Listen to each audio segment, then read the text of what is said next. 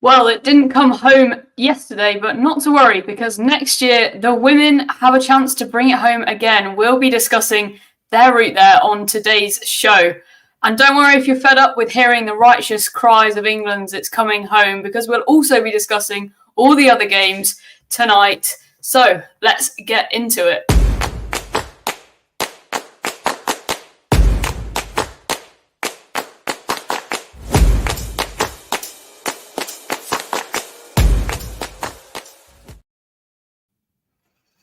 Hello all.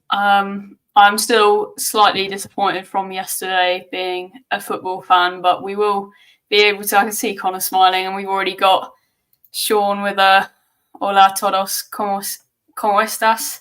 So I'm sure we're in for a lot of that tonight. But how are you, Jess? Did you watch it? Well, of course, you probably did watch it yesterday, but how are you feeling today? I did. To be honest, I said this the whole way along, I really struggled to get into it. I think the performances were just so poor that I was almost annoyed that we got out of the group stage to begin with, because I just thought, my God, like, we're playing so badly. And the longer we stay in it, the longer I have to watch this terrible football. And then we played a little bit better for like 45 minutes of the semis, but it was a rough watch. I'm not going to lie. I'm sort of glad it's over. And even trying to be fairly neutral, it was a bit of a boring tournament. Like, some of the underdog teams were actually much more kind of interesting than anyone else, really. I mean, I think there was like a joint 5 like top scorers for the Golden Boot with like 3 each, and I think that stat just sums up kind of the whole tournament, to be honest. So, yeah, a little bit like watching paint dry, and quite honestly, glad it's over. Yeah, it was the own goal, like, top scorer tournament, wasn't it? Barry, how are you? Yeah, not too bad, thank you. Bit tired. Yesterday was, well, atrocious, really. I have to go along with Jess. I think the whole tournament actually was pretty poor. There was moments throughout the whole thing, but I just think we looked like we had all of the big teams, all of the big games even that you were looking for, just didn't deliver. They had almost like a plethora. It was almost as if the players are playing too much, because it was just ridiculous how poor actually a tournament like that was. So really hoping that the next time they do this, we don't have quite so many problems. I'm just trying to talk for a little bit because I don't really want to hear from Connor, if I'm brutally honest. I've heard far too much from him in the group chats, but I suppose we should let the king have his chat, so we shall see. Yeah, we've got an instruction here, but I'd maybe advise otherwise. I thought it was a really good tournament. I don't know what people are on about. On a serious note, I do think Spain, like, look at the teams they beat: Croatia, Italy, France, Germany, and England. Like, that is one hell of a route. Like, they were by far the best team in the tournament and deserved it. So, taking my joking side away, like, they were the better team regardless. And so I think someone said football won. Like, I think overall they probably did deserve it. But I do agree. Like, I think as a tour, like, I didn't start watching it until late, because I just struggled to get into it. Watch the Scotland games. Scotland did what I thought they would do. We were awful, but we turned up. The fans were great. Give credit to the travelling fans out there. But yeah, it was a poor tournament overall, I think. But yeah, I'm obviously happier yesterday because I was a little bit worried. I can't lie, going into the final. Oh no, I'm going to get absolutely roasted if England go on to win this. But no. I'm looking forward to the women's Euros next year, because I think that is very hit and miss. I think this year, like, the men's Euros just gone. A lot of people looked at Germany, obviously being host, but next, the women's Euros, there's a lot of teams you could look at, which is nice. Yeah, absolutely. And you've provided me with a perfect segue there into what we're going to talk about today. And we're going to kick us off with the England game, England versus Ireland, obviously on Friday. We've got a lot of opinions about the men's Euros in the comments, so I might pull a few of them up at some point. But of course, we are here to talk about the women today, and England versus Ireland happened on Friday, along with a range of other fixtures, which we will get into. But it ended 2-1.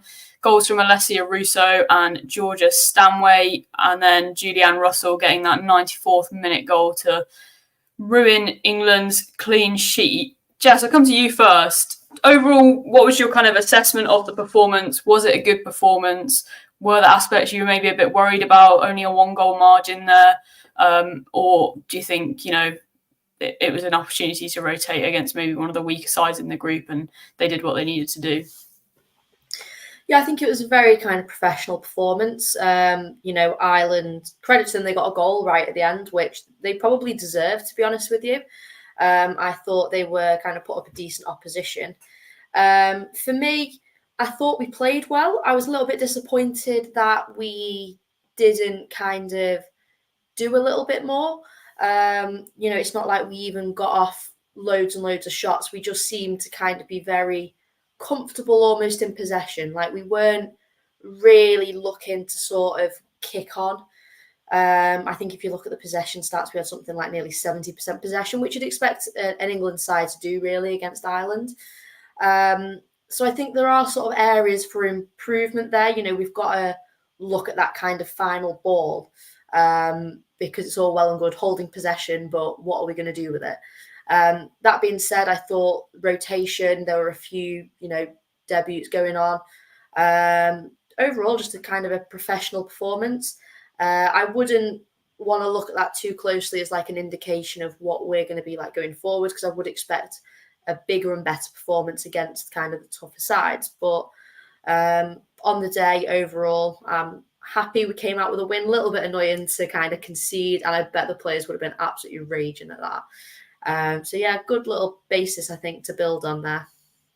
Yeah, no, I completely agree. I was kind of watching it like this feels like a good performance, but there's not much to really show for it. Barry, would you be hoping maybe in a game like that to make a little bit more of a mark as an England team, and could they have gone a bit better and scored more goals and maybe got some of those, they made pretty late debut substitutions there. Would you have liked to have seen maybe Naz and Beaver Jones get on a little bit earlier to see if they can make a mark?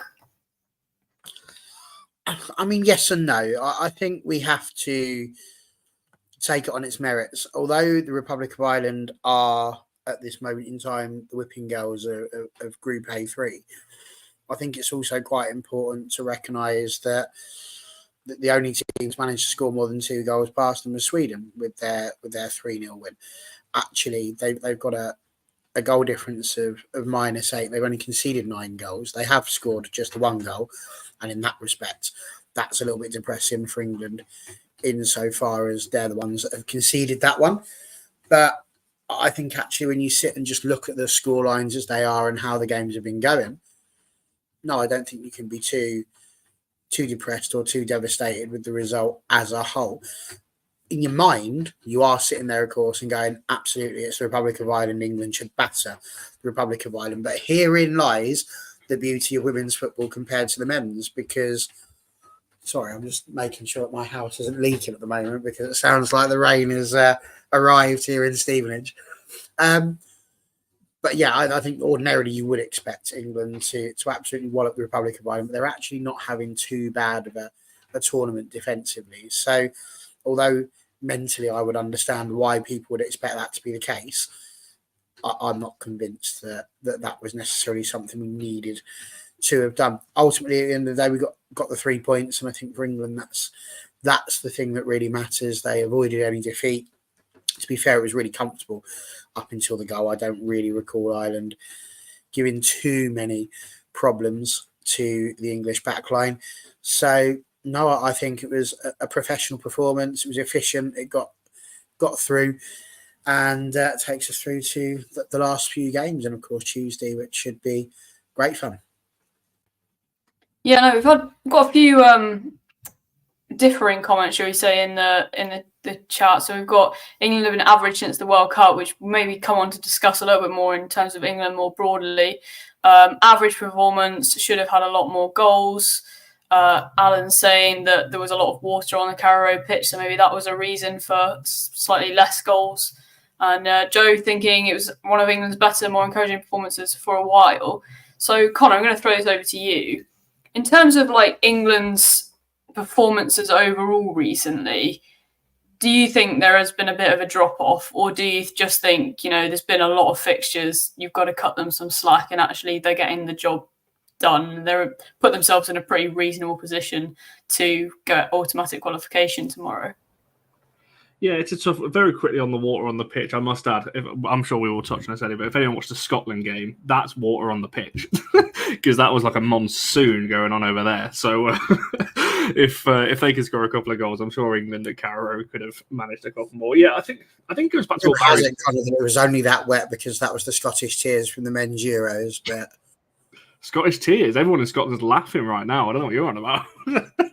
It's a party going on up there. There's going to be a bank holiday in Scotland after yesterday.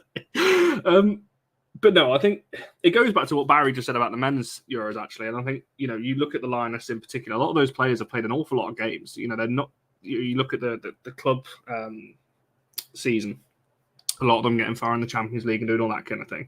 Then a couple of them, go away and do various things. A lot of them are then back in camp straight away with England for a couple of weeks. They were kind of on and off, and then like a few of them go away, then they were back in camp again and straight into games. So they've not really had too much of a break. And once they finish these Euros, a lot of them go straight to pre-season with the club. So that might be a factor. It's also a bit of a transition as well with England. There's a lot of youngsters coming into the team that are kind of taken over from the older guard as well. Obviously, there's a few changes, a few system changes as well with England, trying to find, Russo, I know is starting as the 9 at the moment, but again, I've always said I still don't know what Russo's best position is because she's very good at holding the ball up. She's very good at bringing us into play, but I still don't think she's that clinical forward.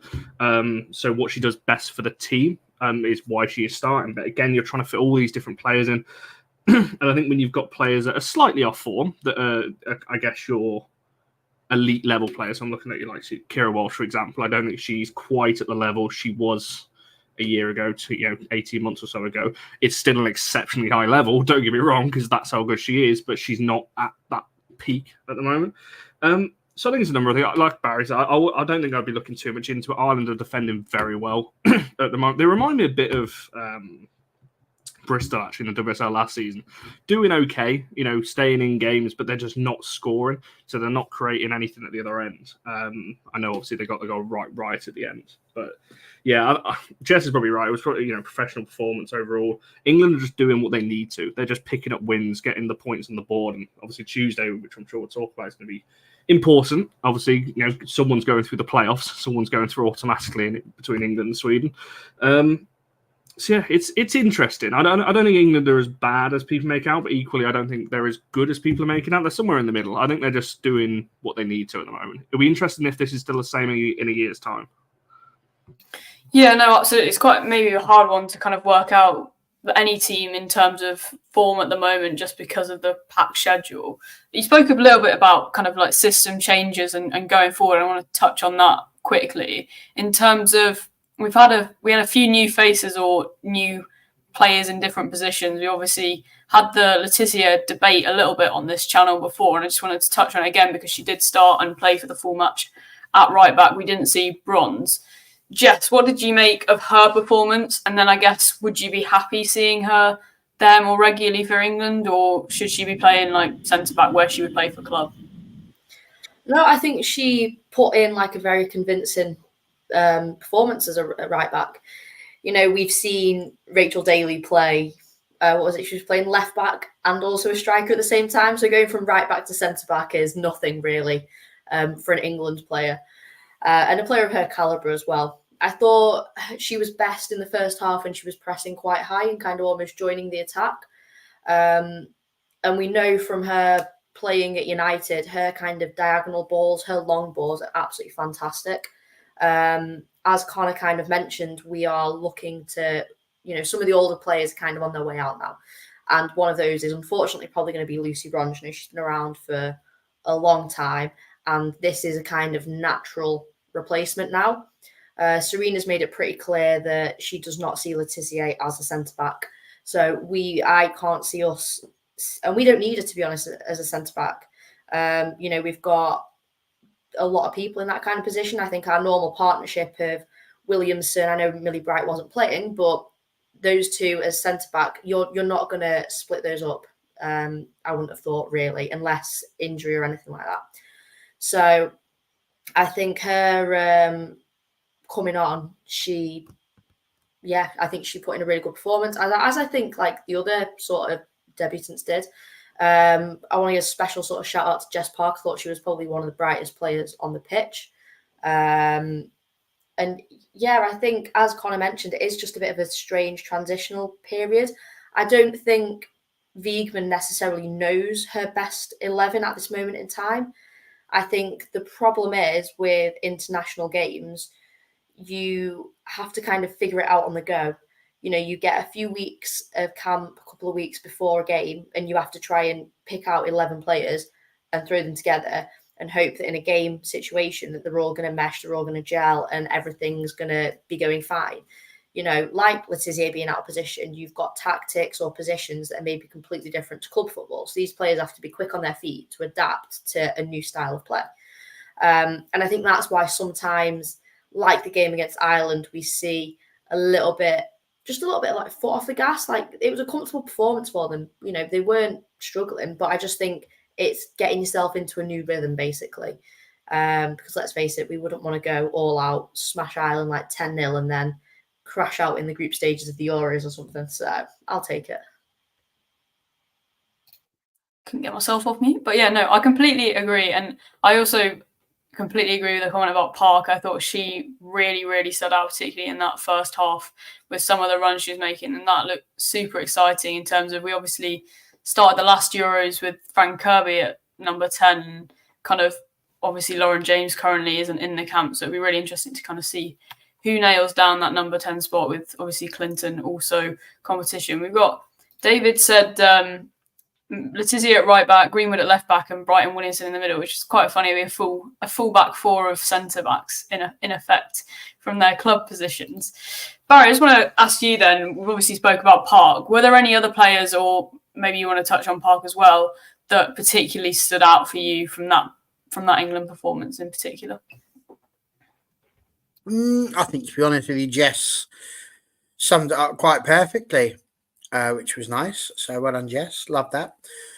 I think it was nice to see the front three in action the way that they were at the very beginning. You know, Hemp and Mead and Russo, all three of them together, I think performed quite well, and admirably well for Russo's first goal as well, the first goal for England, obviously, and they had to get on to win the penalty as well. So I think it was really a good performance, as I say, in terms of a professional one, not necessarily one that was full of enjoyment and excitement and some of the gung-ho brilliance that we have seen from England when they are at their swashbuckling best. I think Hannah Hampton will be disappointed not to have kept the clean sheet. Obviously, trying to usurp Mary Epps, it's quite a thing to do. But yeah, I think conceding that goal probably wasn't on her to-do list. I'm with you guys as well for the defence. I find it really mad because you've got Alex Greenwood, who is generally a left back and has been seen for the most part as a left back, constantly being used at centre back. And then we've got somebody who was a right back who's being used at centre back for club, being pushed back out to right back again. It's a very strange system, and it does feel a bit of square pegs round holes and not necessarily necessary. But I'm sure that once Millie Bright returns, we'll be looking at the Bright and Williamson centre-back partnership again. And it'll be interesting then to see whether or not Jess Carter holds on to her space or whether Alex Greenwood pushes back out to the left side. The left-back slot for England has always been interesting. I don't know why it is that Serena doesn't seem to, I'm going to use the word trust, it might be the wrong word, but I'm intrigued as to why she doesn't trust her to take that spot when you consider we've had even Rachel Daly taking up the left back slot in recent years. So I'm really intrigued to see whether or not Jess Carter holds that spot down. But 100% I agree with the whole Jess Park conversation. I think she was really good, and it was good to watch actually, because as you were watching it, she was coming up with some good runs, and it's nice to see her really, really getting on. It just reminds me of the old moment when Connor said that, you know, he really wanted to see Jess Park, and I just said that Jess would actually have to drive up to a game in order for him to see that.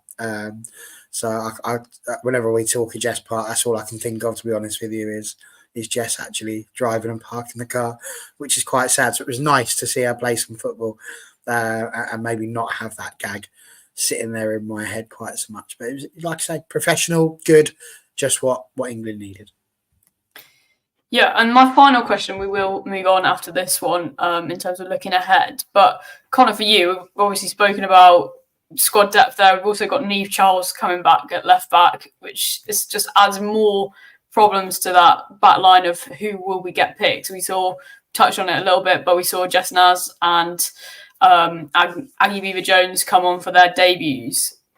First of all, like how nice / stressful must it be for Sarina Wiegman to have that squad depth? And I guess, can you see maybe Beever-Jones more likely, but can you see either of Beever-Jones or Naz making a dent into, pushing for minutes in the starting 11 for England going forward? Beever-Jones, yes. Naz, probably not. Just purely because of the positions they're in. You've got a lot of talent there, and I know this is much further down the line, but you look at the talent that's coming through in the 19s as well. I know obviously they got off to a strong start, probably not the best opposition they're going to play on the first game, but there's an incredible talent there that is probably too good for that level now, that needs to start knocking on the door of the senior team. So Beever-Jones, yes, absolutely. I think we saw what she could do with WSL last season. We're now starting to see it, obviously, when she came up for England. So yeah, I think there's a couple of positions in that England squad that is up for grabs. And I think it's not going to take much, I don't think. Let me rephrase that. It takes a lot, it seems, to gain Sarina's trust. I think Barry did use the right word. I think it is a trust thing. But all you need is a good 3 or 4 games. Come off the bench in 2, then maybe she might give you a start in the next one. And then you can start nailing down that slot. We've seen Toon kind of come in and out of the team, and this might be a run for Park now to start in that position as well. So I think it really depends, and the goalkeeper situation as well. That's kind of like is it now the time for the change, or is it's got one more kind of tournament? There's a lot of positions. I feel I do agree with you. I think Charles. I think someone should put that in the chat. I think Kieran just put it. I think Charles is probably the long term left back. If she continues her form from Chelsea last season, then yeah, she should be that left back. But then, like you said, then you've got Bright, Greenwood, Williamson, the centre back position. So I really don't know. It's a good problem to have. I'd rather have that problem than not enough talent at all. So yeah, I can definitely. Beever-Jones is definitely the one. I'm glad from, I guess, looking at it from the outside, from an England point of view, she's getting minutes, because I do like seeing that. I guess the youngsters coming through, and when they finally start breaking into the senior team, now it's more of a case of can they stay there? And I think she's definitely one that can stay there. Yeah, no, absolutely. I'm sure Gareth Southgate would have loved to have that depth at left back recently. But yeah, and we will stop talking about England very, very soon. But just to throw this one out to everyone, we've obviously, Williamson's come out today and said, there is this kind of, I guess, lack of lost the word, but kind of importance on finishing in the top 2, because basically everyone goes through to the qualifiers either way in some capacity. But finishing in the top 2 in the group stage for the kind of A teams in the A groups will get automatic qualification for the Euros. And Leah Williamson has basically said that's super important, and it could kind of jeopardise their whole process if they don't do that. They're in a pretty strong position. France are on 12 points, England are on 10 points, Sweden are on 7 points, and the Republic of Ireland are on 0 points. And obviously England are playing Sweden tomorrow. So if Sweden do win, there is a chance that they go through to the automatic qualification spot. Just want to throw it out there. How did everyone kind of envisage that game going? Can we see any banana skins for England, or do we think Lionesses have it in the bag on this one? I can offer a Sweden point of view very quickly. Sweden, like I said about England being in a bit of transition, Sweden, I think, are further down the line in that transit. They're not transitioning, I find. They're still playing. Not that there's anything wrong with this, and if there's anyone watching of a certain age, or people on this panel that might be closer to this age, but they're playing a lot of players in their mid to late 30s still. Sweden haven't really moved on from that era. Don't get me wrong, very, very good players in their own right, but I feel like there's a lot of good youngsters coming through at Sweden that are not starting the games yet. Again, maybe it's a trust thing. I don't watch Sweden every week to know that, there's the reasons behind it, but they've got very, very good players, but I feel like they're just on. It's like a mountain, isn't it? You reach your peak, then you start going on the other side, and I think a lot of the Swedish players are on that other side, on the way down. So, yeah, I think England will have it. I can't see. Again, Sweden are a tough side to break down, but I can't see anything other than an England win, probably 3-1, something like that. But yeah, it's a shame really, because you think of Sweden of old, like kind of the last 10, 15 years. It's a lot of these players are still there, and still playing. That's what I mean. They're still kind of, I guess, hanging around. And I'm not going to name players. I'll let people work out who I'm talking about. But there's a few that I think they need to start looking to the next generation of players now. I'm intrigued to see if these two are like, I said a comfortable England win. Are the two like kind of You were quite positive about England, which makes a nice change. I was actually just having a quick look at the ages of players to make sure that I wasn't going to start feeling really insulted, but it's fine. They're a bit older than me, so I'm happy. Yeah, I think if we go out there and, even if it's just another professional performance, then there's no reason why we should, on paper, be beating this Sweden team. Don't get me wrong. I think, like Connor said, Sweden do have the ability to upset us. They are still a very good side. They're ranked pretty highly. One of the comments there. So they're still ranked 6th in the world rankings, which is really, really good, obviously. So, they 100% have the chance to kind of ruin our day, let's say. And I think in terms of the whole structure of it, whilst it is baffling, I think also you want to win, you want to get through easily, just for like the psychological side of things, as well as like obviously playing and winning, you want to do that. But like the psychological side of things of just knowing that that's done, knowing the qualifications are done, it puts you in a really, really good, strong position for more games moving forward, both domestically and internationally. Yeah, I think I tend to agree. England probably should win it. When you look back at the previous game, it was the first game of the group for both sides. Obviously, we had the 1-1 draw with Rolf Oshie of original OG Wofo draft fame. And I think England had a slightly different side. You had Mary Earps, for example. Wubben Moy was in the defence. Charles was left back. Lucy Bronze was playing. Grace Clinton was given an opportunity to play. And, of course, Lauren James was in the team. So, that was a very different sort of side to the one that we've just seen rock up against the Republic of Ireland. So, I do think that might have a bit of a say in it. Who knows whether or not the team will be at the level they need to be at. The thing is, it is completely weighted towards England. It's Sweden that need to come out. They're the ones that need to win. Now, that could go one of two ways, really, couldn't it? Because we've already seen what happens when England just try and sit back and allow teams to pass through them and see what happens. If they've learned anything from the boys, then the girls will be going out there and actually trying to win the game and not just sit there and hope that we end up going into extra time and then try and win a final on penalties, because that's certainly what it felt like last night. So I would imagine that's what we'll be looking at seeing England do. I think they should have enough to get past Sweden. I'd be surprised if they didn't. But you can never discount Sweden. They are one of those teams who could just rock up with a tricky result, and perhaps in some respects a bit of an unexpected one as well. They didn't get 7 points by accident. They're pretty good. They've kept some sides in a tricky situation. And of course, as I say, they managed to knock 3 past the Republic of Ireland. And as we've already discussed here, that's a third of all the goals that they've conceded in the other 4 games as well. So, it's not one that we need to sit there and say it's a definite, but it is definitely weighted towards England. So a draw will do. But yeah, go out there and try and win it, Serena. That's the way to play. Yeah, I certainly hope so for our entertainment as well. We've got, I guess, kind of reflecting the panel's thoughts in the chat. We've got TJ saying can't underestimate Sweden, and Highline very similar. They punished England at Wembley and were inches away from winning there, so certainly can't underestimate them. I think this has been answered in the chat, but Blackstonius is currently with Arsenal, not with the Sweden squad, so she won't be playing, which is obviously a boost as well for England with those two both out.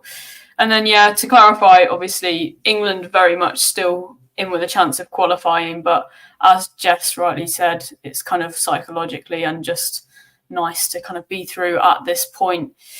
Anyway, we'll move on now and move away then from England and talk about some big shocks that kind of emerged from the last round of great games on Friday. And you might say, teams are being rotated, but there were actually still quite a few strong players in and amongst those teams that did succumb. So I'm going to come to Connor first. I think you watched the Germany game, right?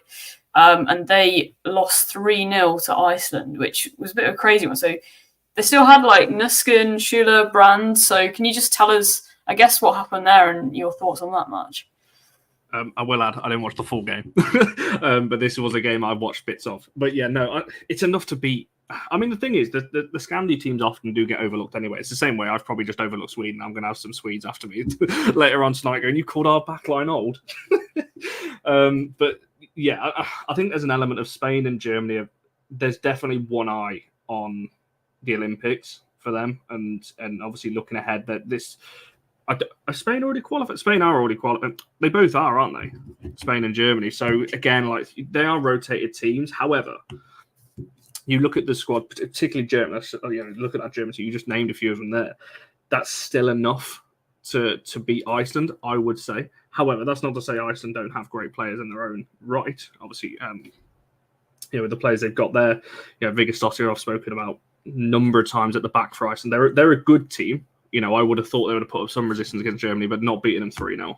Like, again, Germany's a weird team. We saw what happened to them at the World Cup. They're, again, another team. There's a lot of teams that we're sort of right now kind of in this transition of phasing out some of the older players and bringing through some of the youngsters. And I think Germany are getting there. They're finally starting, especially in the back line. I think their average age of the back line was one of the highest in the world. And there was no wonder for me why they were getting beaten by teams that all you needed to do was have pace up front, and they were getting outrun in most games. Yeah, I agree with TJ. They're a strange team. There's so much talent in that Germany team. And like I said, more than enough to win.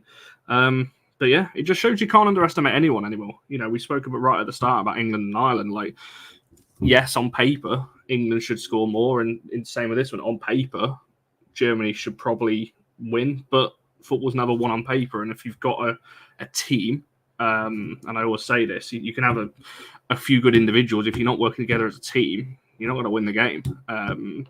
So, yeah, fair play to Iceland. They're obviously... Are they qualified themselves? Or, no, they need a point, don't they, I think, in the final game to automatically qualify themselves. And over Austria, who I would have put Austria ahead of Iceland, that's good going. Fair play to them. They could even top the group yet, Iceland. So, who knows? Yeah, well, that group will certainly be quite interesting, and we'll come on to this. But obviously, Germany versus Austria, and if Germany are kind of looking ahead to Olympics and resting players, and Austria need that win to get automatic qualification, it could be quite an interesting final day in Group A4. Which is the names of these groups are very spreadsheet cell-esque.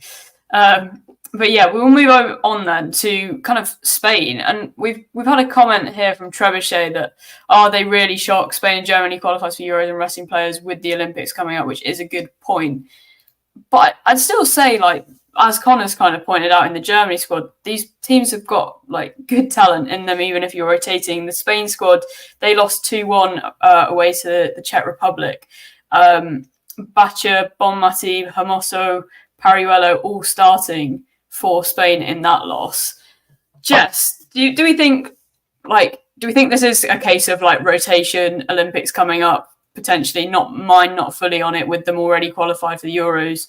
Is this potentially a bit of fatigue? These Liga F obviously finished pretty late, so a lot of those players would have been involved in that.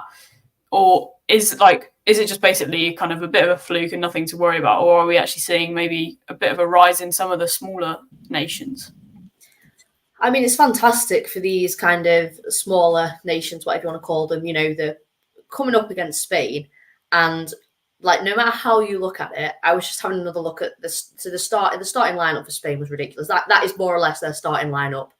The fact that their starting lineup can differ a little bit and still have world-class players in like that is just insane. But yeah, I mean, you've got like literally one of the best players on the planet, like Bon Mati, the best player potentially.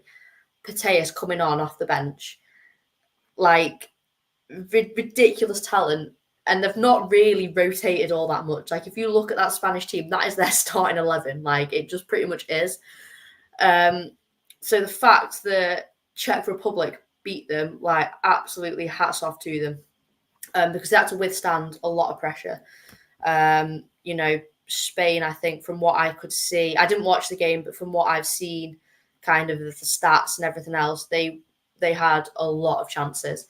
So I think some of it is maybe just it wasn't. I don't want to say it wasn't Spain's day because I feel like that takes away from Czech Republic. But I think if you're going to kind of do a bit of a David and Goliath and overcome a big team like that, then you do just need luck on your side sometimes. You know, looking at the stats now, Spain had 76% of the possession. They had 23 shots compared to Czech's 6. But it means nothing if you can't score more than one goal. So, you know, I think Czech Republic were just clinical, pretty much. They had 3 shots on target, bagged 2 of them. Spain had 10 shots on target and bagged 1. So I think it's just one of them. And what a fantastic performance for, you know, the Czech Republic, and what a great result for them, like as a country, for their players. You know, this will be one of those games that they can look back on and basically remember forever. You know, unfortunately, with them being a sort of smaller team and like women's football not being so well developed over there, it's unlikely that they might not ever kind of win any sort of international trophy. But getting to say that you beat, you know, that starting 11 like World Cup winners, like that is an achievement. No matter how you look at it, that is an achievement. So yeah, fair play to them. They absolutely smashed that game, and I think it goes to show what can be done from other teams. So yeah, for me, Spain, their head can't have been in that because they had a fantastic lineup. So they've just got to be either fatigued or just not quite with it, because there's no reason really why they shouldn't have won on paper. Yeah, no, completely agree. And those shirts, that the Spanish away kit is lovely, so they're not bad shirts to swap for a player either, as a nice memento.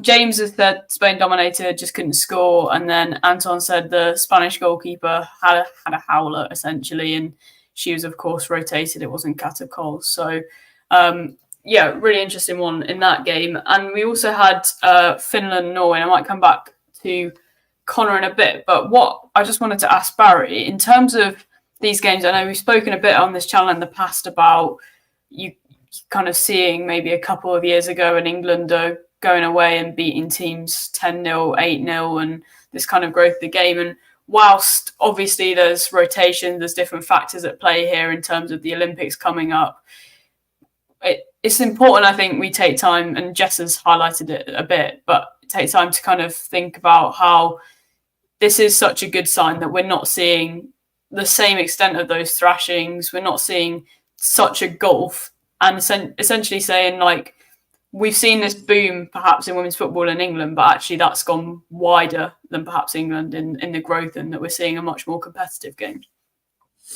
Yeah, I mean, I can remember doing a show with Connor probably about a year or two ago. And we were talking about this exact thing. In fact, it was around about the time of the Euros. And, you know, Connor was pointing out this very fact that the big results, the 10-0s, the 10-1s, obviously we had the one where England absolutely walloped Latvia at the time that we played. It was one of those really big cricket scorelines. And I just remember Connor saying, you know, nobody learns anything from this. It's not good. It's not good for football. It's not good for anything. And I didn't quite agree, because I've said the only way you get better is by playing against better. And I do think that's an important part of it. And I think it's written 20-0. I did think it was 20-0, old Dev. Thank you. But I didn't want to say that and then look like an idiot. And I'm that tired that it could well have been that I was an idiot. So there we go. I thought it was, but thank you. So I think, a really good marker for women's football, that we're now getting to a point where these other teams, and it could be to do with the structure as well. You know, we're all sitting here looking at the qualification scheme for this, and you do need, you know, your maths, your English, an art A level, and possibly a university degree as well to work out all the permutations and that sort of thing. But maybe that's got something to do with it as well. And it just goes to show that if you can get those sort of structures correct, it will really, really, really help. And it's good to see that other footballing nations are taking it seriously as well, and putting it into a situation where their women's teams are being put front and centre and being given the opportunity to go out there, perform for their country, and do the right things. I mean, I know you're about to come to the Norway game with our resident Norway expert, Connor, but, you know, it's, again, that group is really exciting. You're looking at some of these other groups in the A. I'm with you, in the A team. I'll just call it that. But you look at all of those. This is without a doubt the group that has the most excitement and the most jeopardy. So I just think it's really important if little teams, if they'll take that the right way, if smaller teams are more capable of putting big teams on their backside effectively, it means it's a trickier situation. And what I love about it is that 4 years ago, Spain could have put their reserves out and probably quite happily got past Czechia without there being too much of a drama. But now these teams, if their first team are as good as the Spanish second team, for want of a better way of putting it, that shows growth. So, yeah, I think it's going to be really, really exciting seeing how this goes on. It needs to continue. And again, we've highlighted it many times on this channel. We don't just want to see that growth happening right at the very top and everything else being left behind in the way that we have seen in the men's football. We want this to be a growth for all of the clubs and all of the countries. But yeah, absolutely superb. And I think it's vital, because it means then you can have these competitions and they're a lot more meaningful. Yeah, absolutely. And there's lots of agreement in the comments. We've got David, the way the group's set up now stops those big results, and Joe just saying qualifying will never be easy again, which is a good thing. I think we all absolutely agree on that. So to get onto that Norway game, we've got plenty of different things flying around. Kieran saying Norway are bewildering with all the talent they have. Something is wrong there. Sean saying not surprised with Gemma Granger, obviously at Norway now, and very attack heavy, lacking the quality in defence. So what would your take be on that, Connor? Do you agree with some of those things? And I guess obviously they drew 1-1 with Finland. Is that a surprise? It is a surprise because they beat them 4-0 in the reverse fixture in this same group. So, Norway were leading. It was a 98th, 99th minute equaliser. Corvus, I think it was, that scored in that one. So, honestly, Norway are the most frustrating side to watch, because as has been referenced, you've got the quality of players there. I mean, the front line alone, obviously Hegerberg is out of the team at the moment. When she comes back, your front three is potential upcoming Ballon d'Or winner on the right hand side and Graham Hansen. You've got one of the best strikers to have sorted in Hegerberg down the middle, and one of the best left-sided players, in the WSL, certainly in WSL, potentially in Europe, in Guro Reiten on the left-hand side. I agree the backline's maybe not there, but you've still got Tuva Hansen, plays for Bayern Munich a lot. I think Bergsvand is a very good defender, and Harviken as well is very experienced and a good defender. It's still a good backline. It's solid enough to do a job. And then the midfield, I mean, it speaks for itself. Your Bo Reeses, Ingrid Enger and Marnham, whoever you want to put there, Lisa Narson can come in and out as well.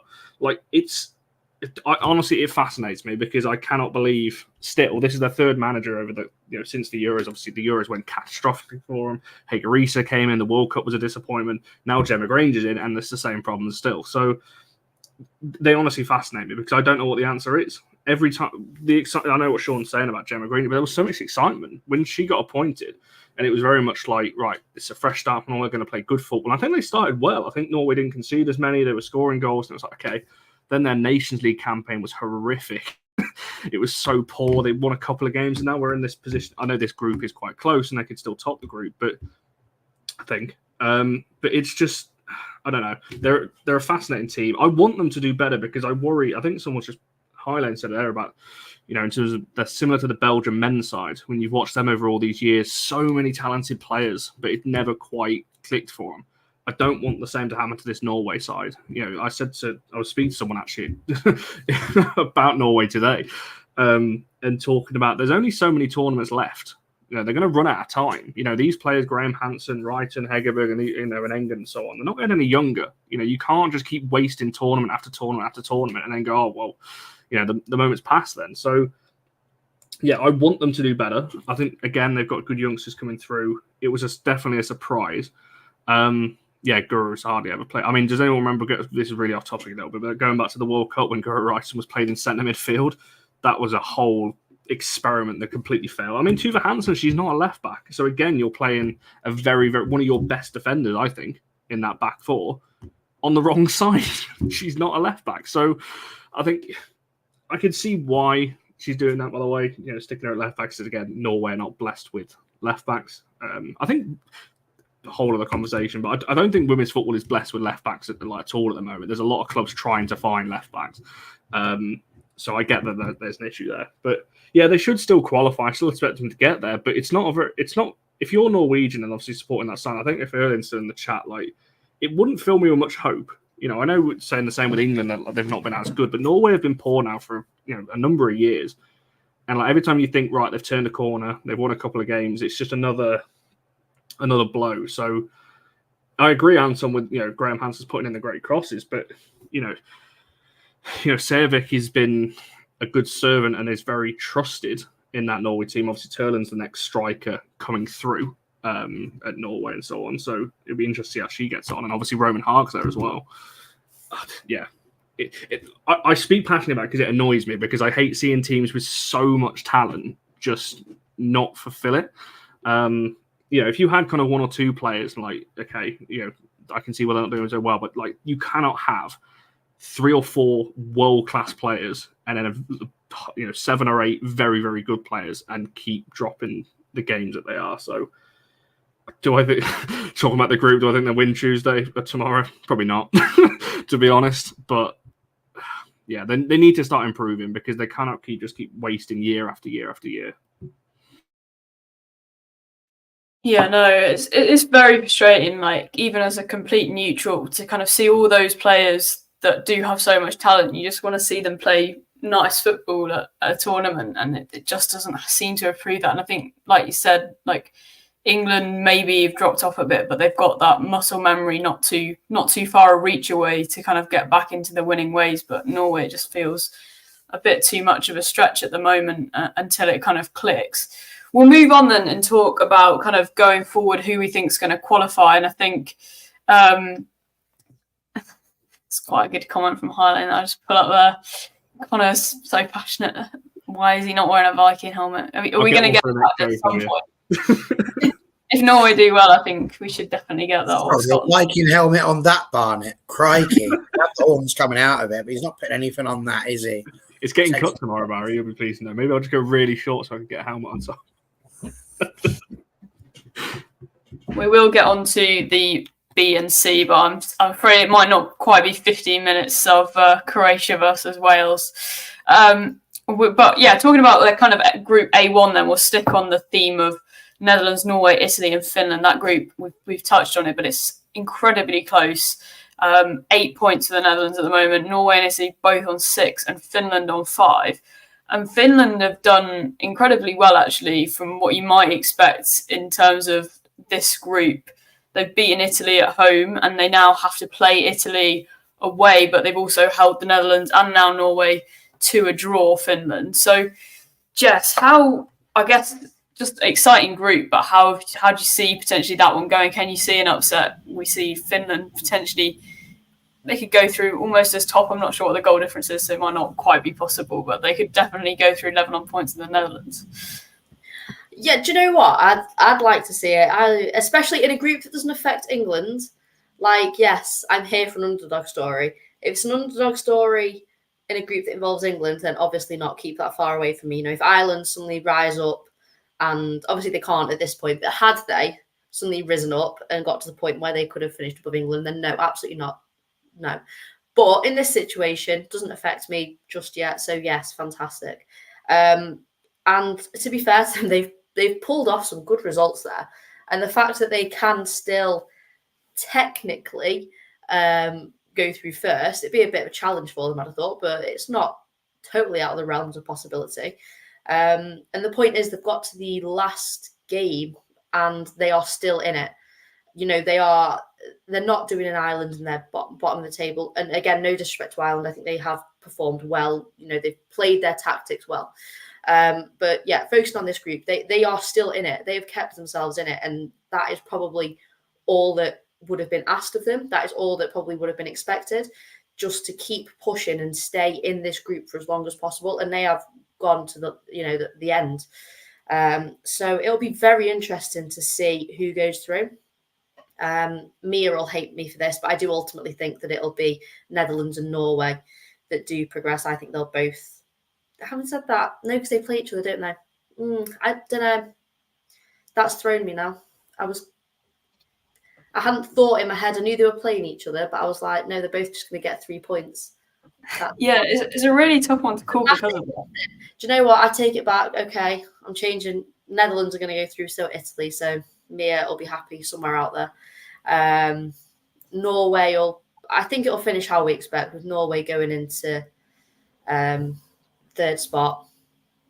Yeah. Stick with it. I'm liking this because they can both go through. If Netherlands win and Italy lose, oh no, because then Finland will jump. I don't know. Scrap that. Ignore me. I'm not gonna lie. I've got myself really confused with the maths in this group because it is just so tight. There is essentially a game in it, and it's a Monday evening, and I've confused myself.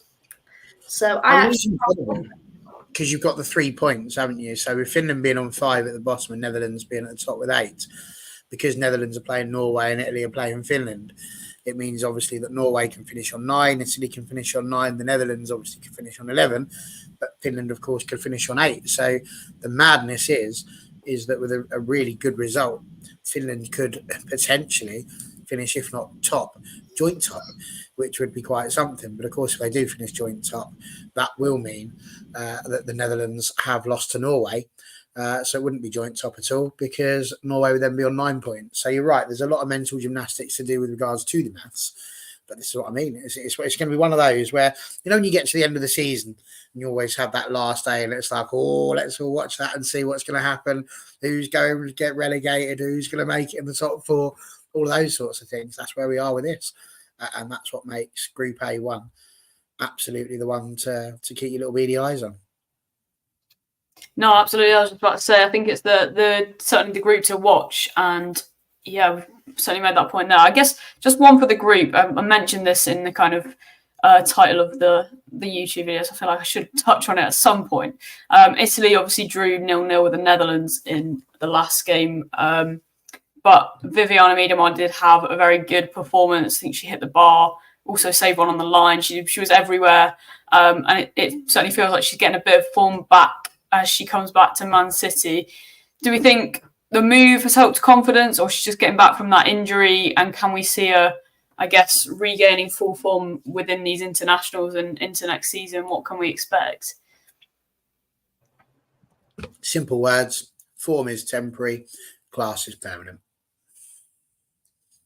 She certainly has class in the bucketful, I think. Connor, do you have anything to add on that one?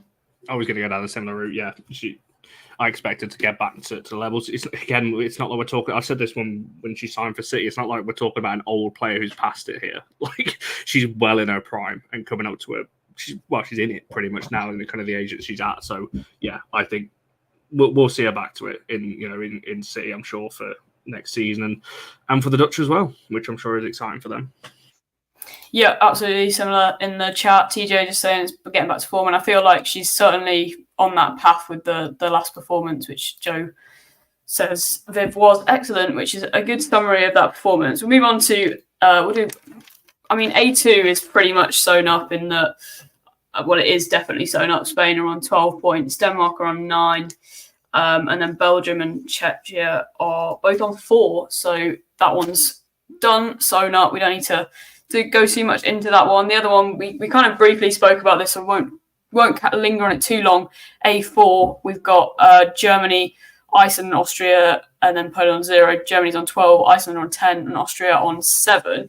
But I guess what makes that one interesting is that you've got Germany. It's basically between Austria and Iceland. And Iceland have the seemingly easier game against Poland because, and that all they need is kind of a draw. So it looks very likely that Iceland will go through. But a potentially interesting game between Germany and Austria, with Austria needing to go through and Germany not having an awful lot resting on it. Can anyone see maybe another upset for Germany in terms of Austria getting a result in that one, or unlikely? I would have thought it's unlikely. I think after the game the other day, that probably would have shaken them a bit. Whilst I know it's not necessarily important to them, no one really wants to kind of be embarrassed almost, which they kind of should be for that. So I think whilst it might not be, an absolute trouncing like we might sort of expect, I think that they should put in a professional performance and win that pretty comfortably, really. I can't see another upset. Yeah, no, I tend to agree with you. And I also think if there was an upset, it could be kind of affecting that momentum ahead of the Olympics, which you're certainly not hoping for. We'll skim down a little bit then into the Bs. Is it a row or a column on Excel? I feel like I should know this. I don't know.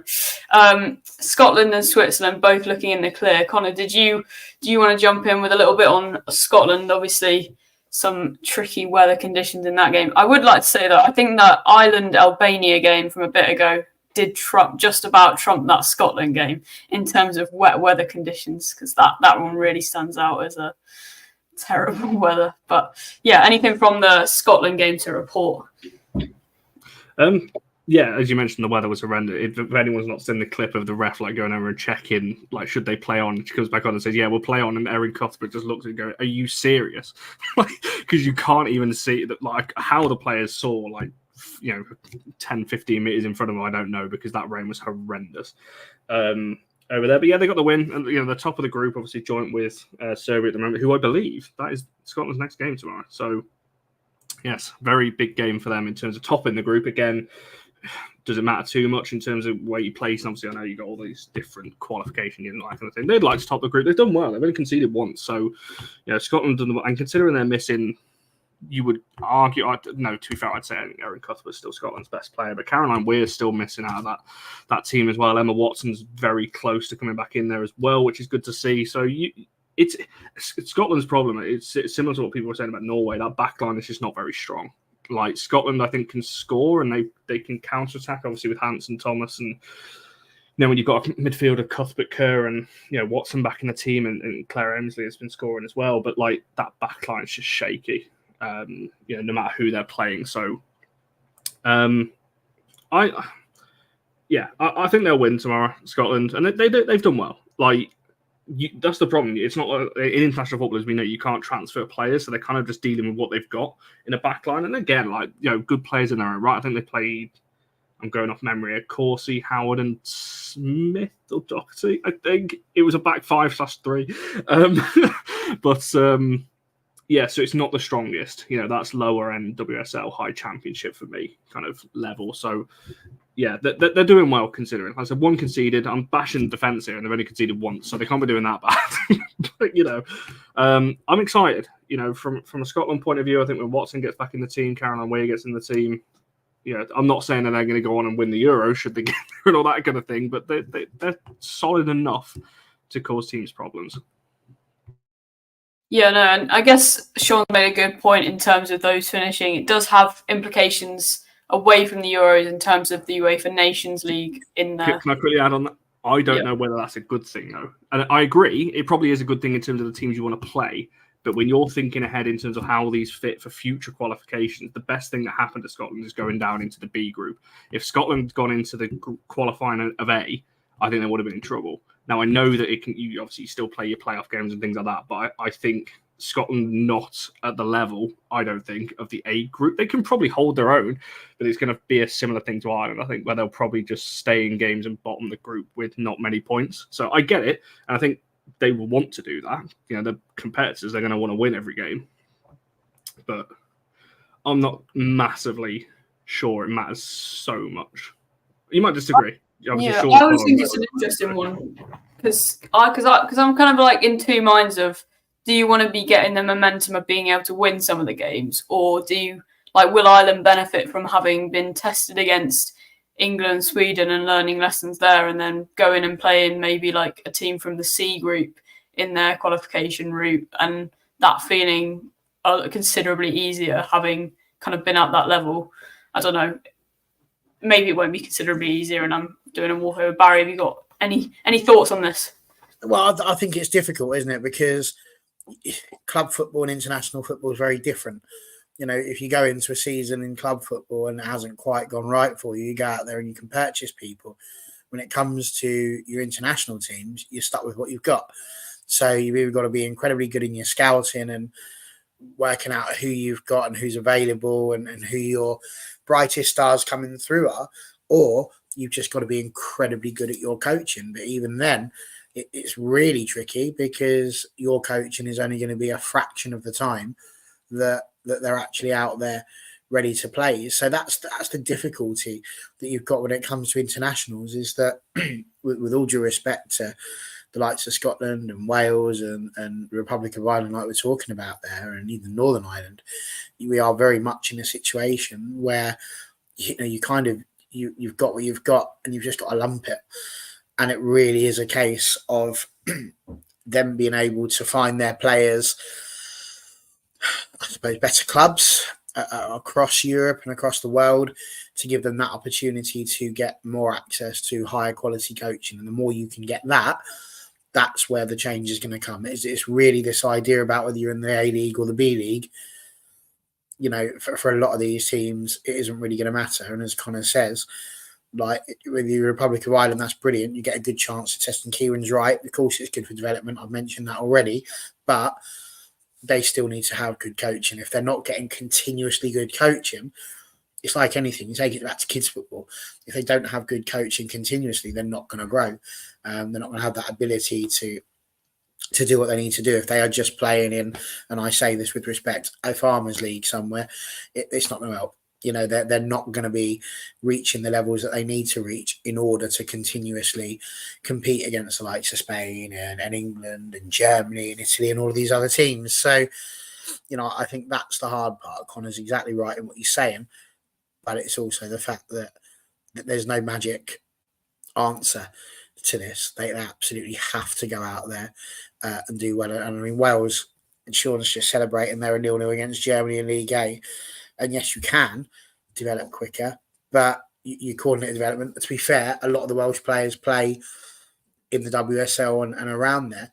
You've got to be playing at a decent level. And that just comes down to your footballers. If your footballers are just playing local level football, it's probably not going to get them to where they need to be in order to be competing at the level they would want to be. So yes, they can develop, but it is still a very short, finite amount of time that they've got. Yeah, and I guess there's a point raised by Trebuchet here about the disparity between League A and League B being quite big.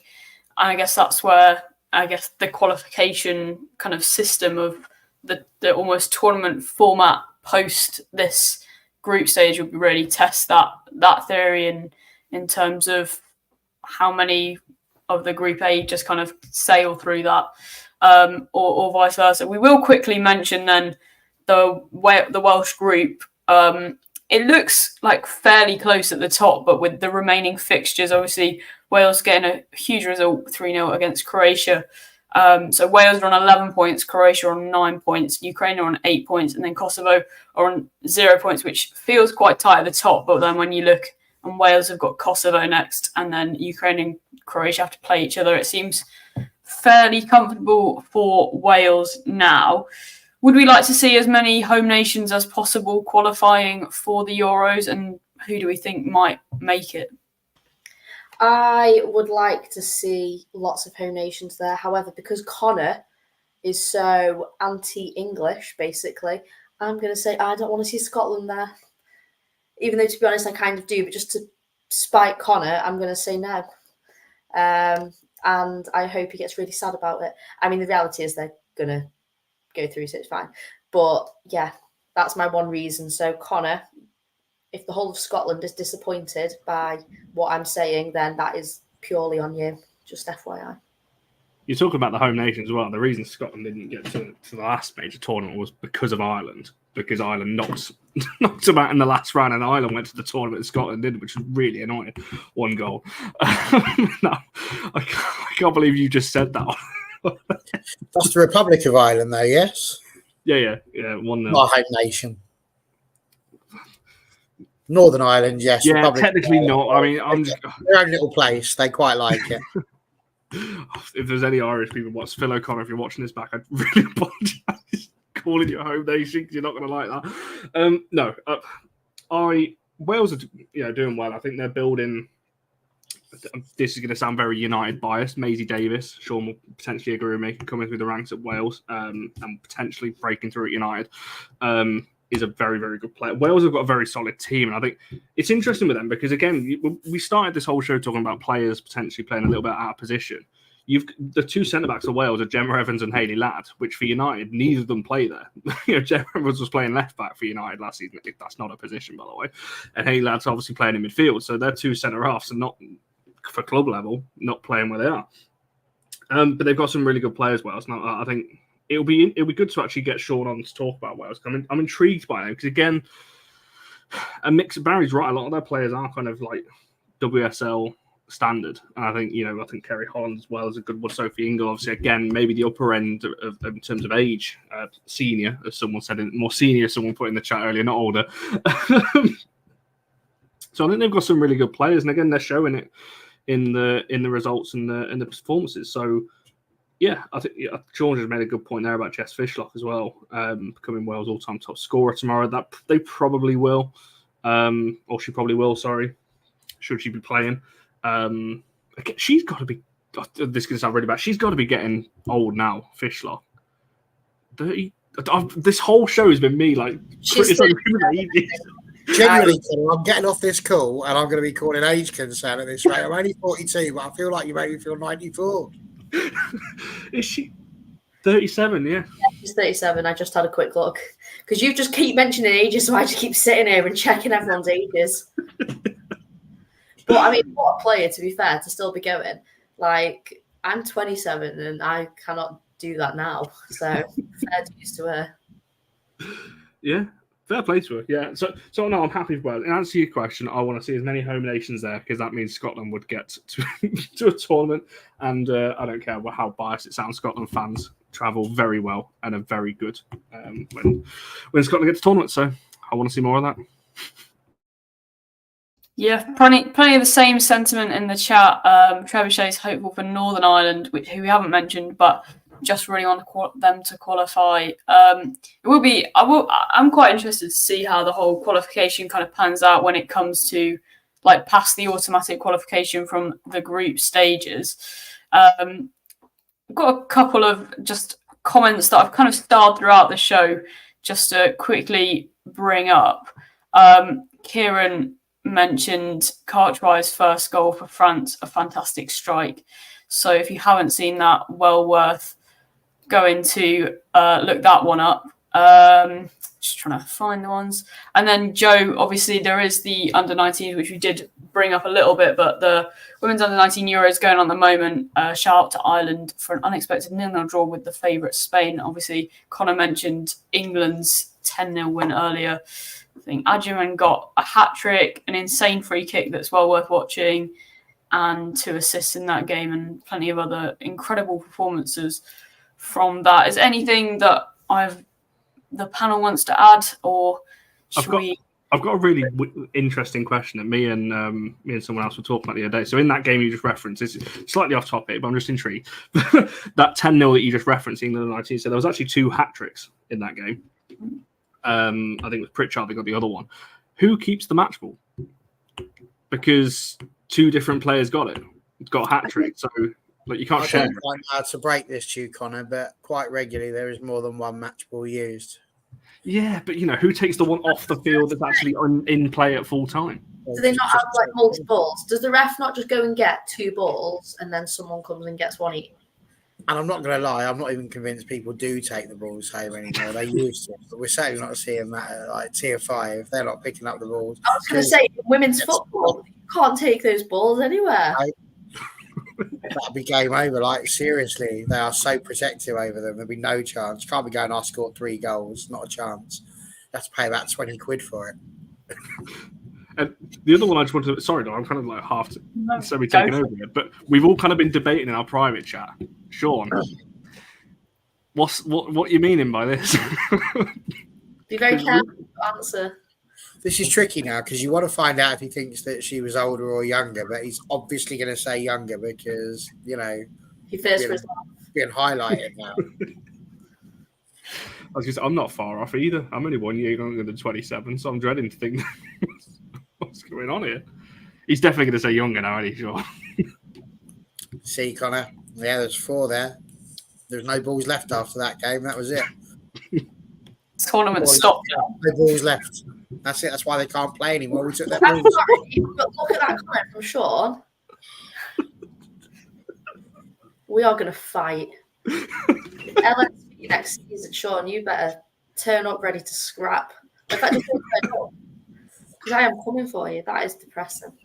I hope you're taking the mick there, because otherwise I'm going to go for a little cry before bed, and it's going to be all your fault. Sean, you've made my night. Which is thoroughly depressing.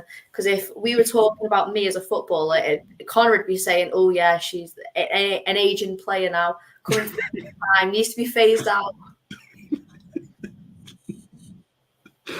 Oh. I think we should just do a show of just Sean and Jess next week. I'm here for it. Here we go. Oh dear me. Sweetener afterwards. Yeah, that's fine. Love you really, Sean. Well, I'm not quite sure how to wrap that one up after that bombshell. But thank you all for joining in the comments and providing either welcome or unwelcome comments there. Really appreciate all your contributions in the chat and obviously the panel. And we will, once I've found the outro, see you next time.